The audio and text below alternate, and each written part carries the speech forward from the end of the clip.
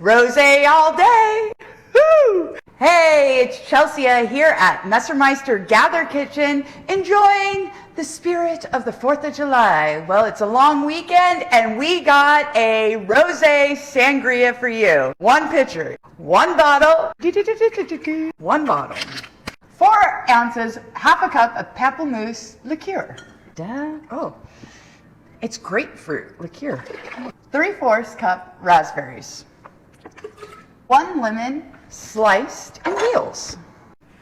And I got the custom red. Half a cup sliced strawberries. Bloop. Chill for 4 hours. Add a splash of club soda. Cheers, and happy lounging in the sun, fireworks, 4th of July shenanigans, you name it. It's all here in the glass. That'll be good.